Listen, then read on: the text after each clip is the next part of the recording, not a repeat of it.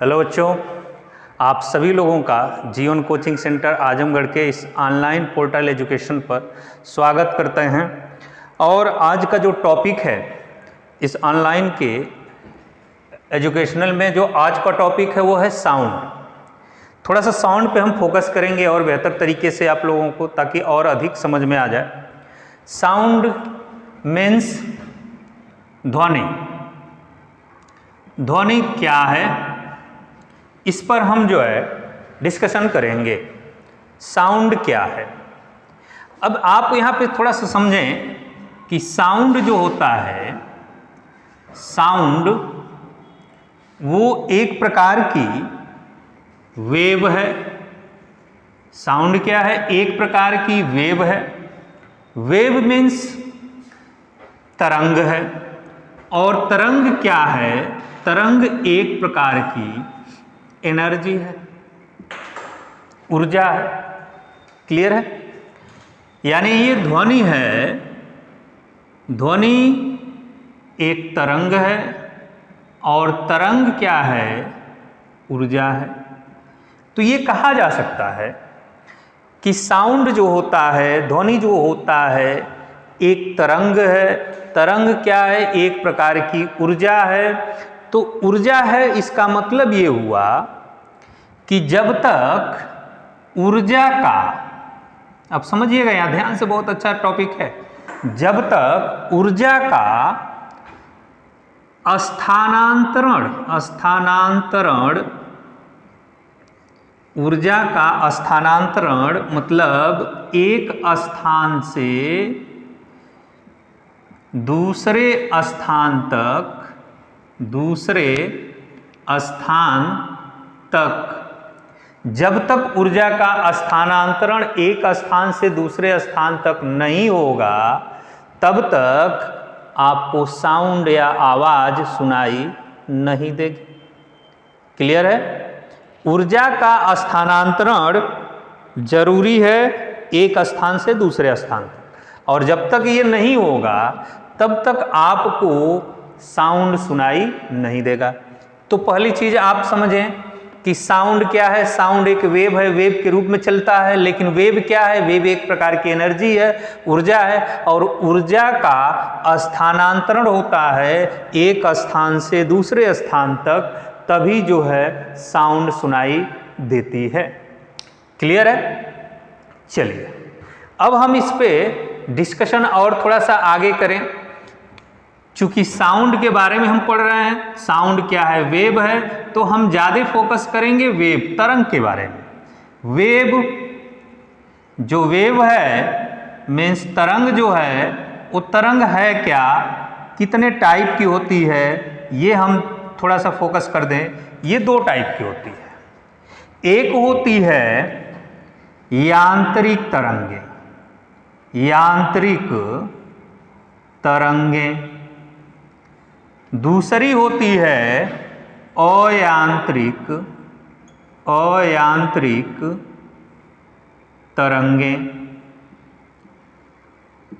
एक mechanical waves होती हैं, एक मैकेनिकल वेव्स होती हैं, एक अयांत्रिक तरंगे होती हैं। इसी को आप जो है एक नाम और आप देते हैं, जिसको हम बोलते हैं विद्युत चुंबकीय तरंगे। इलेक्ट्रोमैग्नेटिक वेव्स जो होती हैं ये आपकी होती हैं।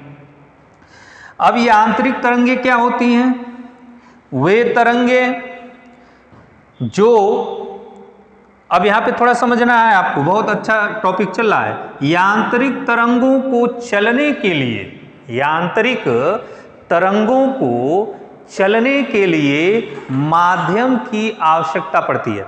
यानी इन तरंगों को चलने के लिए माध्यम की आवश्यकता पड़ती है। यानी इसमें मीडियम चाहिए, मीडियम होना चाहिए, माध्यम होना चाहिए। अगर माध्यम नहीं है तो यांत्रिक तरंगे नहीं चलेंगी। अयांत्रिक तरंगे या विद्युत, इसी को हम बोलते हैं इलेक्ट्रोमैग्नेटिक विद्युत चुंबकीय तरंगे। इनको चलने के लिए माध्यम की आवश्यकता नहीं पड़ती है। ये आपका निर्वात में चल सकते हैं। कौन? अयांत्रिक तरंगे, विद्युत चुंबकीय तरंगे। ये निर्वात में चल सकते हैं, लेकिन यांत्रिक जो तरंगे होती हैं ये निर्वात में बिल्कुल नहीं चलेंगी। ये ध्यान देंगे, ये यांत्रिक तरंगे जब भी चलेंगी इनको मीडियम की आवश्यकता पड़ेगी। अब यहाँ पे एक चीज और समझना होगा कि जब माध्यम की आवश्यकता पड़ रही है तो इसका मतलब ये हुआ कि पहला तो चीज है माध्यम की आवश्यकता। अब ये माध्यम डिपेंड कर रहा है, कैसा? माध्यम जो होगा उसके अंदर दो गुण होना चाहिए। कौन कौन सा गुण? जड़त्व का और प्रत्यास्थता का। इनर्शिया और इलास्टिसिटी का होना जरूरी है। कौन से माध्यम में? जिस माध्यम में यांत्रिक तरंगे चल रही हैं। जड़त्व का मतलब ये होता है कि जो माध्यम हो उस माध्यम के जितने भी कण हो या तो स्थिर होंगे, तो जहां हम बोलेंगे, जहां हम एनर्जी को ट्रांसफर करेंगे, केवल उस पार्ट को ही जो है, उस पार्ट वाले ही जो कण होंगे वही गतिशील होंगे, बाकी चारों तरफ उसके जो होंगे वो स्थिर होंगे। ये जड़त्व की प्रॉपर्टी है। प्रत्यास्थता का मतलब ये हुआ कि अगर ये धूल कण बहुत सारे हैं और एक जगह व्यवस्थित हैं, इस पूरे जो है हमारे अगल बगल जितने भी हैं सब तरफ धूल कण व्यवस्थित हैं, अगर हम साउंड बोल रहे हैं, वेव के रूप में चल रहा है, एनर्जी के रूप में चल रहा है, तो होगा क्या कि हमारे साउंड वेव से ऊर्जा जब निकलेगी तो ऊर्जा उसको डिस्टर्ब करेगी। किसको? धूल कण को। तो धूल कण आगे पीछे होंगे, आगे जाएंगे, तो वो अपने आगे वाले को ट्रांसफर करके फिर अपने पहले वाले पोजीशन पे आ जाएंगे। तो ये जो प्रॉपर्टी है ये प्रत्यास्थता का प्रॉपर्टी है। तो ये दो चीजें होनी चाहिए यांत्रिक तरंगों को चलने के लिए। क्लियर है? चलिए अब हम आगे चलेंगे। अब हम समझेंगे कि पहले यांत्रिक तरंगे, अयांत्रिक तरंगे अभी हम बाद में बताएंगे, पहले यांत्रिक तरंगों पर डिस्कशन और आगे हम चलें। तो यांत्रिक तरंगे कितने टाइप की होती है पहले इस पे हम डिस्कशन कर लिए। यांत्रिक तरंगे, मैकेनिकल वेव्स, यांत्रिक तरंगे ये कितने टाइप की होती हैं? ये दो टाइप की होती हैं। ये दो टाइप की होती हैं। फर्स्ट नंबर है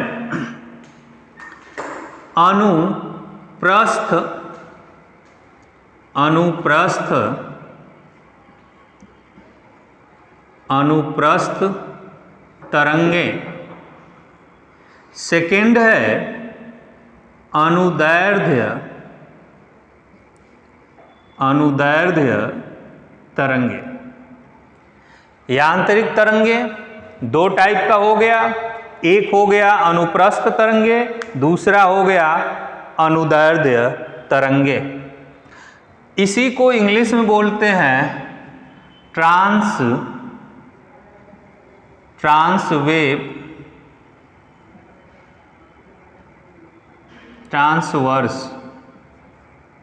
वेव, और इसको बोलते हैं लॉन्गिट्यूडिनल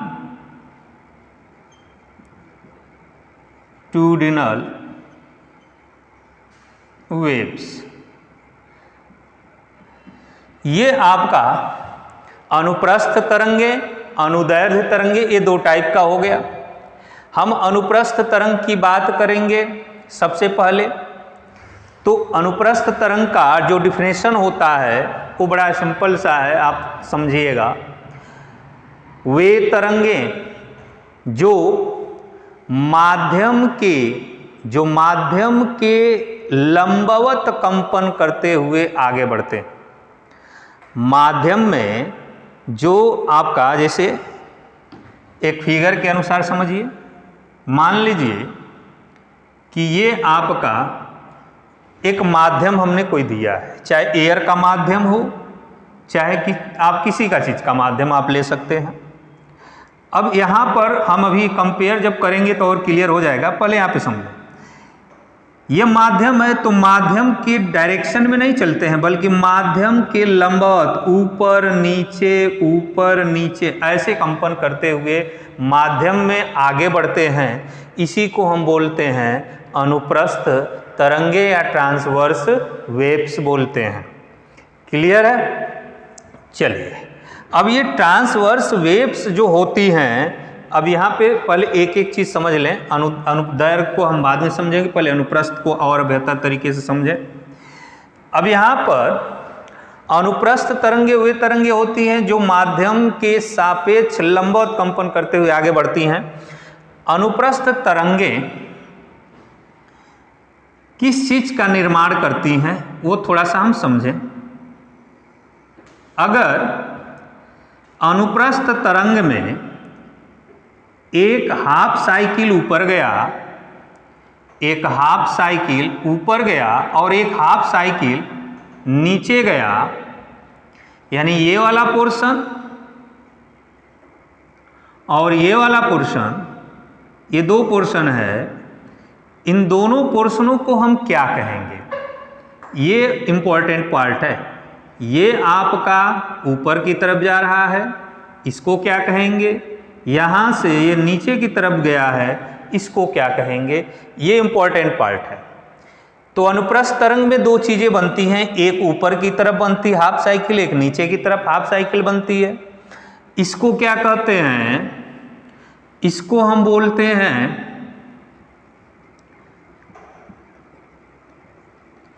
क्रेस्ट, या इसी को हम बोलते हैं श्रिंग, और ये आपका है थ्राट, इसी को बोलते हैं गर्त।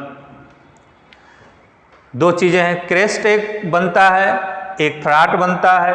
ये आपका गर्त है, ये श्रिंग है। नीचे वाले पार्ट को गर्त बोलते हैं, ऊपर वाले पार्ट को श्रिंग बोलते हैं। अब यहाँ पर एक प्रश्न, एक छोटा सा जो है, एक छोटा पॉइंट एक और निकल कर आ रहा है, सिंगल सा, कि जब अनुप्रस्थ तरंगे चलेंगी, माध्यम में जब चलती हैं, तो कौन सा फील्ड तैयार करती हैं, कैसा जो है क्षेत्र तैयार करती हैं। अब यहाँ पे देखें, ऊपर जा रहा है, नीचे जा रहा है। इसका मतलब ये हुआ कि जब आप पढ़ते हैं, ऐसे खींचते हैं एक लाइन, तो इस लाइन को हम क्या बोलते हैं? इस लाइन को बोलते हैं वर्टिकल, इस लाइन को बोलते हैं हॉरिजॉन्टल, हॉरिजॉन्टल। दो चीजें होंगे, ये वर्टिकल बनता है, ये वाली लाइन को हॉरिजॉन्टल बोलते हैं। तो ये हॉरिजॉन्टल में चल नहीं रहा है, ये क्या चल रहा है? ऊपर चल रहा है, नीचे चल रहा है। इसका मतलब ये हुआ कि अनुप्रस्थ तरंगें कौन सा? वर्टिकल फील्ड बनाती हैं, वर्टिकल फील्ड बनाती हैं,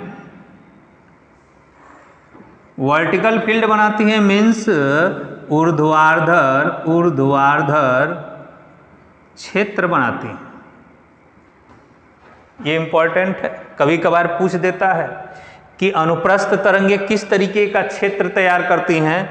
वर्टिकल फील्ड का तैयार करती हैं, ऊर्ध्वाधर क्षेत्र तैयार करती हैं।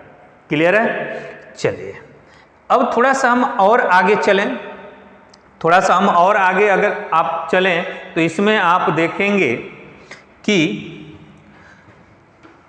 अनुप्रस्थ तरंगे जो होती हैं, अब यहाँ पे एक चीज और आ जाए, दूसरा पॉइंट आप थोड़ा सा नोट कर लीजिए। अनुप्रस्थ तरंगे उत्पन्न कहाँ होंगी? अनुप्रस्थ जो तरंगे हैं वो उत्पन्न कहाँ होंगी? तो ये आपका इंपॉर्टेंट पार्ट है।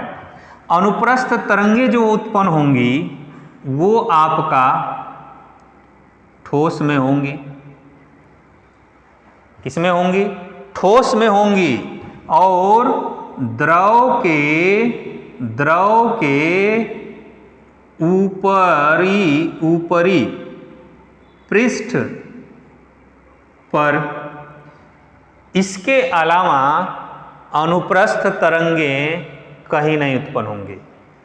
ठोस में उत्पन्न होंगी, द्रव के ऊपरी पृष्ठ पर उत्पन्न होंगी। क्लियर है? इतना क्लियर है? चलिए, ठोस में, द्रव के ऊपरी पृष्ठ में। जैसे आप एक लोहे को, एक लोहे को आप पीटिए या उस पर ठोकिए तो उसमें कंपन उत्पन्न होता है। वेव जब कंपन उत्पन्न होगा तो एनर्जी ट्रांसफ़र होगी, एनर्जी ट्रांसफ़र होगी तो तरंग जो है एक स्थान से दूसरे स्थान तक चलेगी। द्रव की बात करें, एक कंकड़ लीजिए, कंकड़ को तालाब में जब आप फेंकते हैं, थ्रो करते हैं, तो उसमें विक्षोभ उत्पन्न होता है और विक्षोभ से क्या होगा, कंपन उत्पन्न होगा और वही कंपन जो है वेव के रूप में किनारों की तरफ भागता है। ये केवल ऊपर वाले पृष्ठ पर होता है, नीचे नहीं होता है। नीचे का द्रव जो होता है वो स्थिर होता है, इसलिए नीचे जो है उत्पन्न नहीं होता है अनुप्रस्थ तरंगे। तो कभी कभार आपसे पूछ देता है कि अनुप्रस्थ तरंगे उत्पन्न कहाँ होती हैं, ठोस और द्रव के ऊपरी पृष्ठ पर। क्लियर है? चलिए अब थोड़ा सा इससे हम संबंधित कुछ डिफिनेशन देख लें। जैसे आपका एक फिगर डायग्राम हम बना रहे हैं, इस डायग्राम को थोड़ा सा देखिए। इस डायग्राम में एक हाफ साइकिल ऊपर गई, फिर नीचे गई, फिर ऊपर गई और फिर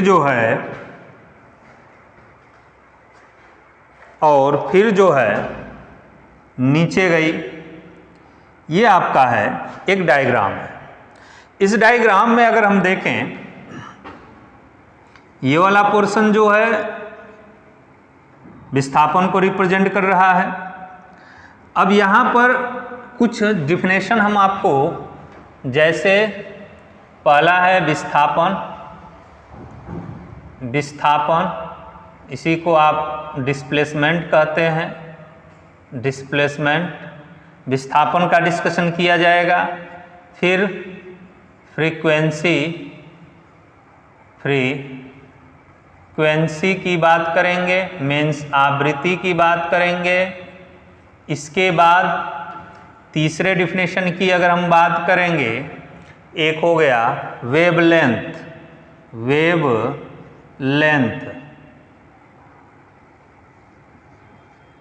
यानी तरंग दैर्ध्य। ये तीन डिफिनेशन की बात करेंगे हम इसमें। यहाँ पर आप देखें, स्टार्ट यहाँ से पोर्शन हुआ, ऊपर गया, फिर आया नीचे यहाँ पर, यहाँ से फिर नीचे गया, फिर इस पॉइंट पर आया, यानी ये एक साइकिल पूरा किया, एक पूरा साइकिल इसने कंप्लीट किया। अब यहाँ पे थोड़ा सा समझें, ये आपकी नॉर्मल लाइन है। इस नॉर्मल लाइन से ऊपर वाली वेव कितनी गई, या इस नॉर्मल लाइन से नीचे वाली वेव कितनी गई, ये आपको ध्यान से समझना है। अगर ये नॉर्मल लाइन से ऊपर कितना गया, यहाँ तक गया, या फिर इस नॉर्मल लाइन से नीचे कितना गया, यहाँ तक गया, ठीक है। तो ये पोर्शन ऐसा नहीं कि यहीं रुक जाएगा, ये बार बार, यहाँ भी देखिए, यहाँ नॉर्मल लाइन से इतना गया, ये बार बार आपका जो है प्रक्रिया चलेगी। तो नॉर्मल लाइन से कोई वेव जितनी ऊपर जाती है, यानी जितना अधिकतम जो है विस्थापित होती है, उसको हम डिस्प्लेसमेंट आपका कह सकते हैं, या इसी को एक शब्द और भी है। डिस्प्लेसमेंट तो मान लीजिए है, ये है विस्थापन, इसी को एम्पलीट्यूड भी कहते हैं। एम्पलीट्यूड यानी आयाम। तो ये जो आपका पोर्शन है, यानी हम कह सकते हैं कि नॉर्मल लाइन से अधिकतम विस्थापन को, ये जो अधिकतम विस्थापन है, यही आपका क्या कहलाता है, एम्पलीट्यूड कहलाता है। यही आपका क्या कहलाता है, एम्पलीट्यूड कहलाता है। यही आपका आयाम है। यानी अधिकतम विस्थापन को, किसी तरंग द्वारा अधिकतम विस्थापन को ही हम क्या बोलते हैं, आयाम बोलते हैं। क्लियर है? चलिए, आयाम आपका जब क्लियर हो गया तो कभी कभार पूछ देता है भाई कि आयाम का SI पद्धति में मात्रक क्या होता है। तो अधिकतम विस्थापन क्या है, एक लंबाई है, लंबाई का मात्रक जो होता है वो मीटर होता है। ठीक है, एम्पलीट्यूड का SI मात्रक क्या हो जाएगा, मीटर हो जाएगा। चलिए, अब ये तो फर्स्ट का आपने एम्पलीट्यूड हो गया। अब हम बात करेंगे फ्रीक्वेंसी। फ्रीक्वेंसी मीन्स हो गया आवृत्ति। अब आवृत्ति की बात करेंगे तो 1 सेकेंड में, 1 सेकेंड में तरंग जितनी कंपन करेगी, 1 सेकेंड में तरंग जो है जितनी बार कंपन करेगी उनकी संख्या को ही हम जो है फ्रीक्वेंसी कहेंगे, आवृत्ति कहेंगे।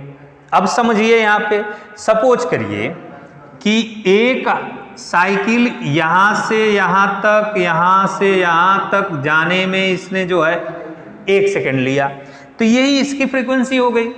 फ्रीक्वेंसी जो होती है, अब यहाँ पे थोड़ा सा समझना है आपको, फ्रीक्वेंसी जो होती है, फ्रीक्वेंसी को जो हम ग्रीक अक्षर एक आपका आता है उसी से रिप्रेजेंट करते हैं, कहीं कहीं एन से भी रिप्रेजेंट करते हैं। तो एन आपका अगर फ्रीक्वेंसी हो गई, फ्रीक्वेंसी हमेशा जो होती है वो टाइम के व्युत्क्रमानुपाती होती है।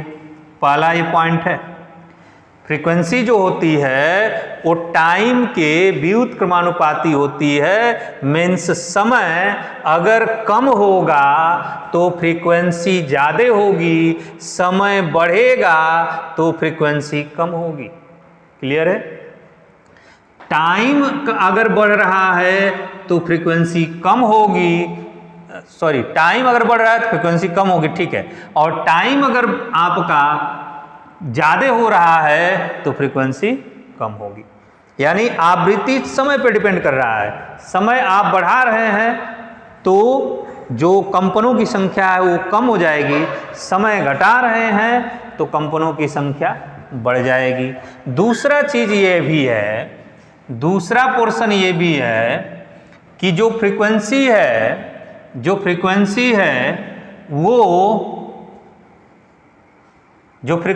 है वो वेग पर भी डिपेंड करेगा, वेग के प्रोपोर्शनली होगा, वेग के प्रोपोर्शनली होगा। ये आपको ध्यान देना है, वेग के प्रोपोर्शनली होगा। मतलब ये हुआ कि अगर आवृत्ति की संख्या बढ़ानी है तो वेग को बढ़ाना होगा, वेग की अगर स्पीड को कम करना है तो फ्रीक्वेंसी भी कम होगी। ये 2% इंपॉर्टेंट है, ये दो आपकी चीज़ें इंपॉर्टेंट हैं। अब हम थोड़ा सा और आप आगे बढ़ें, थोड़ा सा हम और आगे बढ़ें, क्योंकि तीसरी एक डेफिनेशन हो गई, ये बची हुई है वेवलेंथ, जिसको हम बोलते हैं तरंग दैर्ध्य। अब ये तरंग दैर्ध्य क्या होता है ये आपको समझना है। यहाँ पर आप देखें, फिगर से ही हम बताएंगे। इस फिगर में देखिए, यहाँ से एक हाफ साइकिल कंप्लीट किया, फिर यहाँ नीचे गया, नीचे से यहाँ गया, यहाँ पर आप देख रहे हैं 2 चीज़ें बन रही हैं। यानी एक हाफ साइकिल यहाँ से यहाँ, फिर यहाँ से यहाँ, फिर आपका देख रहे हैं यहाँ से ये गया। तो इसका जो आपका अधिकतम विस्थापन है, इसका जो अधिकतम विस्थापन है, इस अधिकतम विस्थापन और इसके बीच का जो डिस्टेंस होता है यही आपका वेवलेंथ है। चाहे आप नीचे से ले सकते हैं, यहाँ से इससे इसके और इसके बीच के डिस्टेंस आप ले सकते हैं, नीचे से भी ले सकते हैं, ऊपर से भी ले सकते हैं। यानी पहली साइकिल का जो अधिकतम विस्थापन है, यानी पीक पॉइंट जो शिखर मान है, उस शिखर से और दूसरी जो आपका जो उसके बाद नेक्स्ट जो साइकिल बन रही है उसके पीक के मान के बीच की जो डिस्टेंस होती है वही वेव लेंथ होती है। चाहे वो नीचे से आप ले सकते हैं, आप यहाँ पर नीचे से भी ले, ग्राउंड से भी ले सकते हैं।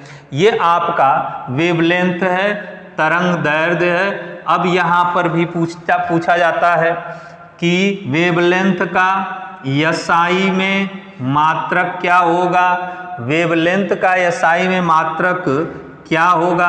अमूमन तौर पर हम देखिए, वेवलेंथ एक डिस्टेंस ही है, डिस्टेंस को मीटर से रिप्रेजेंट किया जाता है, लेकिन यहाँ पर वेवलेंथ की बात हो रही है, तरंगदैर्ध्य की बात हो रही है, इसलिए इसको हमेशा एंगस्ट्रॉम से जो है रिप्रेजेंट किया जाता है।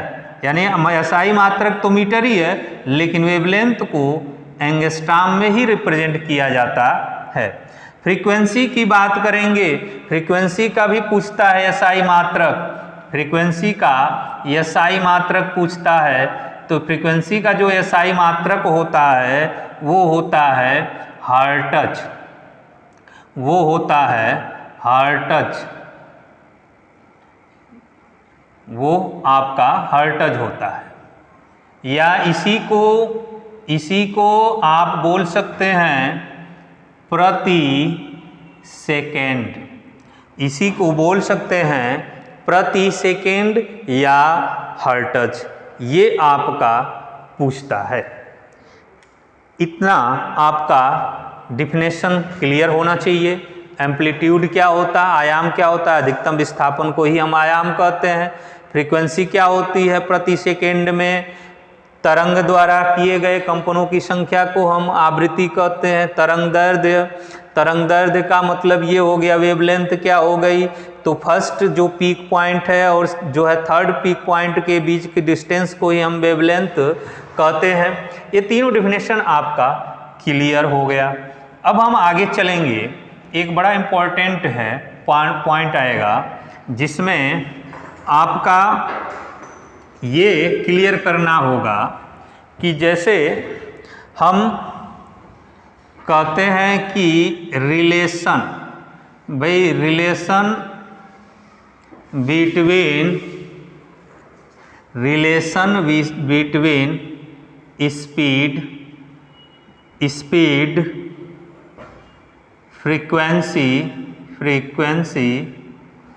Frequency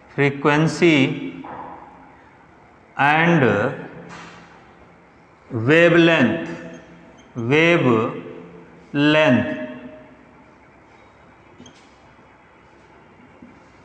wavelength relation between speed, frequency and wavelength, मतलब ये कि आपसे पूछा जाता है, पूछा भी गया है 1 नंबर के लिए कि चाल, आवृत्ति तथा तरंग दैर्ध्य के बीच में क्या संबंध होता है। ये आपका इम्पोर्टेंट है। चाल, तरंग दैर्ध्य और आवृत्ति के बीच में क्या संबंध होता है, ये आपको समझना होगा। तो इसका आपका सीधा सा एक फार्मूला होता है, C आपका प्रकाश की चाल या तरंग की चाल आप मान सकते हैं, C n लैम्डा, ये आपका एक रिलेशन बनता है। C को हम बोलते हैं स्पीड ऑफ, C को बोलते हैं स्पीड ऑफ वेव, ये आपका तरंग की चाल है। N को बोलते हैं फ्रीक्वेंसी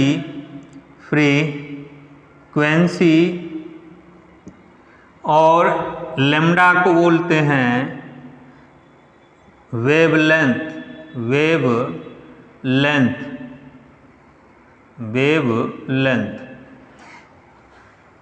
ये आपका रिलेशन है। C मीन्स प्रकाश की तरंग की चाल, N तरंग की आवृत्ति, लैम्डा तरंग का तरंग दैर्ध्य, इनके बीच में ये रिलेशन आपका पूछा जाता है कि इसमें आपका कभी कभार ऐसा भी देता है C n लैम्डा में n क्या है, C n लैम्डा में C क्या है। तो C आपका लाइट का जो है चाल नहीं है, प्रकाश का चाल नहीं है, ये आपका किसकी चाल है, तरंग की चाल है, वेव की चाल है। क्लियर है। चलिए अब हम आगे चलेंगे। अब हम आगे जब चलेंगे तो आगे हमारा जो पोर्शन आएगा वो है, अगला जो टॉपिक है वो अभी हमने अनुप्रस्थ तरंग के बारे में पढ़ा। अनुप्रस्थ तरंग होता क्या है, अब हम पढ़ेंगे अनुदैर्ध्य तरंग। हम पढ़ेंगे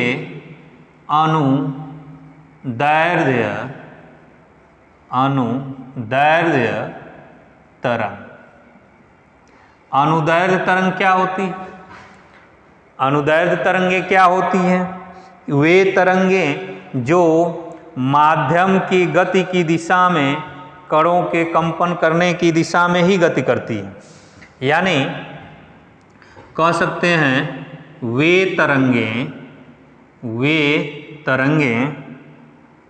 जो माध्यम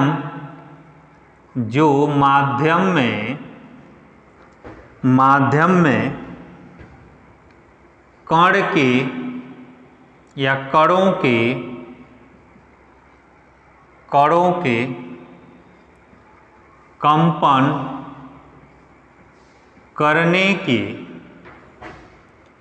कंपन करने की दिशा में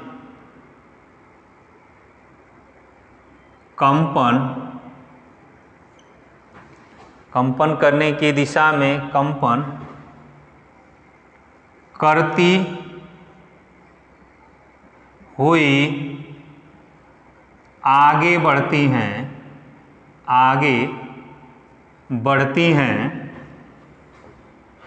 अनुदैर्ध्य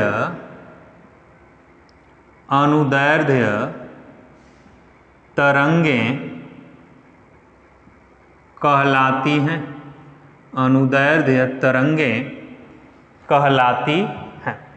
यहाँ पे आप देखिए डिफिनेशन बड़ा सिंपल सा है। वे तरंगें जो माध्यम में कणों के कंपन करने की दिशा में कंपन करती हुई आगे बढ़ती है। यानी जैसे कण कंपन करता है उस कंपन करते हुए डायरेक्शन में ही जो है वो आगे बढ़ती हैं, न तो ऊपर जाती हैं न तो नीचे जाती हैं, वो उस डायरेक्शन में ही चली जाती हैं। उन्हीं को हम बोलते हैं अनुदैर्ध्य तरंगें। जैसे आपका एक डायग्राम हम बना रहे हैं, इस डायग्राम के आधार पे आप देखें। जैसे यहाँ पर ये आपका एक डायग्राम हम बना रहे हैं, एक स्प्रिंग का डायग्राम है। यहाँ पर आप देखें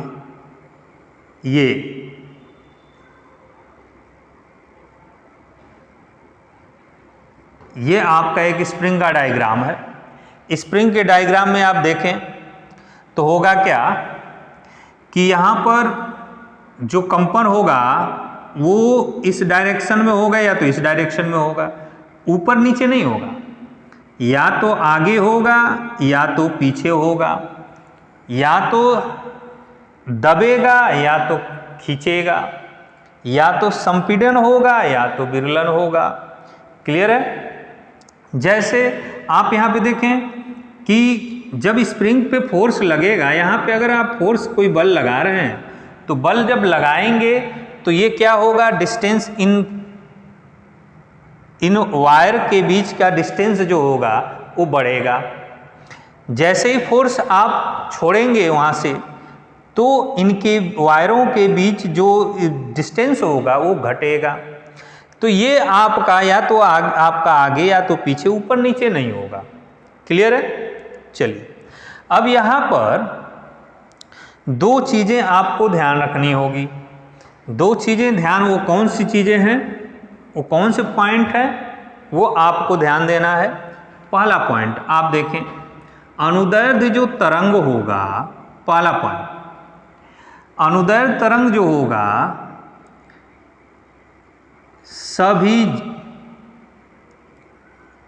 सभी का मतलब ठोस, सभी का मतलब ठोस, द्रव और गैस।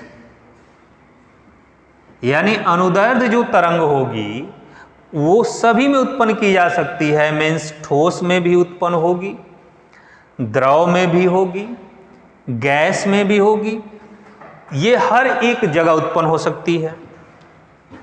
सेकेंड पार्ट आपको यहाँ पे ये समझना होगा। हमने अब कहा कि अनुप्रस्थ, इसके पहले जब बताया तो अनुप्रस्थ ठोस में होता है और द्रव के ऊपरी सतह पर होता है, लेकिन अनुदैर्ध्य जो होता है वो ठोस में भी हो जाता है, द्रव में भी हो जाता है और गैस में भी हो जाता है। ठीक, इसके बाद आपको एक चीज और ध्यान देना होगा कि अनुदैर्ध्य जो तरंग होती हैं ये दो चीज का निर्माण करती हैं, एक संपीड़न और दूसरा विरलन। इसको एक फिगर के माध्यम से हम आपको समझा दे रहे हैं। जैसे सपोज करिए कि ये बहुत सारे धूल कण इसमें हैं, तो धूल कण जब आपके यहाँ पे साउंड, कौन सी साउंड उत्पन्न होगी, अनुदैर्ध्य साउंड, अनुदैर्ध्य तरंग जब उत्पन्न होगी तो इसमें होगा क्या कि कुछ पोर्शन पे एकदम पास कण होंगे, कुछ पोर्शन पे डिस्टेंस इनके बीच की दूर होगी। तो जहाँ पर पास होंगे इसी को हम बोलते हैं संपीड़न, और जहाँ पर डिस्टेंस दूर होगा इसी को बोलते हैं विरलन। ये दो चीज़ें आपको ध्यान देना होगा कि संपीड़न और विरलन किस में उत्पन्न होता है, अनुदैर्ध्य तरंग में उत्पन्न होता है। ये दूसरा पॉइंट हो गया। तीसरा पॉइंट आपको एक चीज़ और ध्यान देना होगा कि अनुदैर्ध्य जो तरंगे होती हैं वो कौन कौन सी होती हैं। जैसे भूकंप, ये भी पूछता है कभी कभार कि भूकंप कौन सी तरंगे हैं, भूकंप हो गया, और समुद्री लहरें, ऐसे बहुत सारे हैं, भूकंप हैं, समुद्री लहरें हैं, ये सब किस में आती हैं, अनुदैर्ध्य तरंग में आती हैं। रीजन है, हम अनुप्रस्थ नहीं कह सकते क्योंकि अनुप्रस्थ केवल द्रव के ऊपरी सतह की बात होती है, द्रव के ऊपरी सतह, और ऊपरी सतह पर आपका भूकंप तरंगे उत्पन्न नहीं होती हैं। ठीक है, अब हम चलेंगे, एक चीज और आपको समझा दें कि अनुदैर्ध्य जो तरंगे होती हैं, अनुदैर्ध्य तरंगे होती हैं वो संपीड़न विरलन का निर्माण करती हैं। एक चीज और छूटा है, वो आपका क्या है, हमने कहा कि अनुप्रस्थ तरंगे जो होती हैं वो वर्टिकल फील्ड निर्माण करती हैं। वर्टिकल फील्ड कौन निर्माण करती है, ये आपका अनुप्रस्थ तरंगे निर्माण करती है। लेकिन जब यहाँ पर हम देखते हैं कि संपीड़न और विरलन का जो है प्रॉपर्टी इसके अंदर आती है, मीन्स अगर यहाँ पर एक स्प्रिंग हम बांध दें, इस स्प्रिंग पर को फैलाएं या बल फोर्स लगाएं तो कहीं पे स्प्रिंग बहुत जो है सिकुड़ जाती है, कहीं पे फैल जाती है।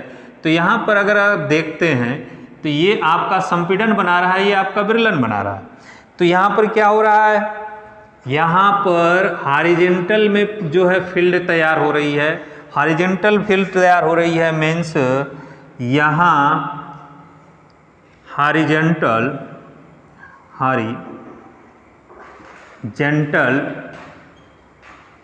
फील्ड बनती है,